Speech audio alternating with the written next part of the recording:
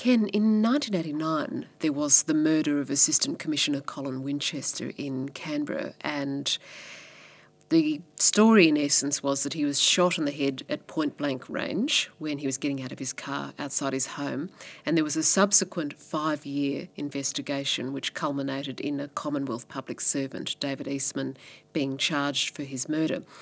Now, by that time, you were retired from the New South Wales Supreme Court, but you were appointed by the ACT executive as acting judge in the ACT Supreme Court to preside over David Eastman's trial. And I believe it was a highly complex criminal investigation. Well, indeed it was, and it was the first case, I think, anywhere in Australia under the new Evidence Act, which, of course, relaxed the laws in relation to hearsay evidence, which created a lot of problems. I did have the benefit in that case that the prosecutor was Michael Adams, QC as he then was, who did an excellent job. It was anticipated that that trial would last for about 2 or 3 weeks. It in fact lasted for about 5 or 6 months. I wouldn't have taken it otherwise. It was undoubtedly the most interesting trial I think I did, because there were a couple of aspects to it. One is that Winchester was one of the most senior police in Australia.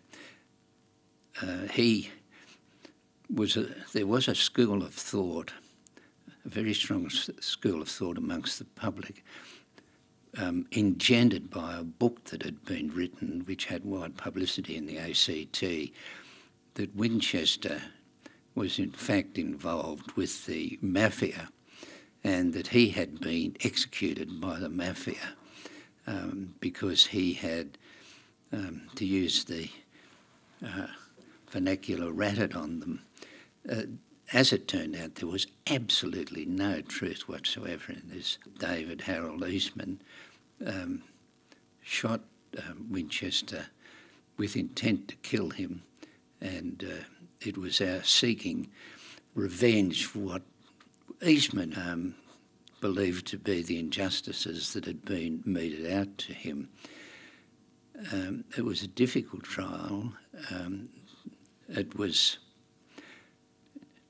It really made forensic history, because it was a case where the prosecution had to prove that Winchester had been shot by a rifle which had a silencer on it, and Eastman made a couple of unfortunate errors. One is he put the rifle that he'd used in the boot of his car, and that had left some gunshot residue in the boot of his car. The weapon, I might say, has never been found, but the police found this residue, and their scientific evidence established that it had been fired by a gun with a silencer, and there was proof that Eastman had in fact bought a gun with a silencer. So it made forensic history. The trial was a long one. It was the first case under the Evidence Act, and so it had a lot of difficulties. I was extraordinarily lucky in that I had an excellent jury with an excellent foreman. I might say, because the trial lasted so long, I'd been reduced to the minimum number allowable for a jury, and I was terrified in the end that I'd lose one more juror and the whole thing would have to be abandoned, because there would never have been a hope of a retrial, because all the experts from all over the world would never have been able to be brought back to Canberra. It is interesting because, as you were saying before, it was a case that was based largely on circumstantial evidence, which would have made it very difficult, obviously, to prosecute. Do you think it led the way forward, that case, to other similar groundbreaking cases, or do you think on the whole it might have, if anything, put people off from prosecuting cases based on circumstantial evidence? Well, it was mainly circumstantial evidence, but of course the judge is entitled, and I addressed the jury, that there's nothing inferior about circumstantial evidence, and often it's the best evidence. But there was some direct evidence in that case, and this was another fascinating aspect of it, that you wouldn't believe this, but the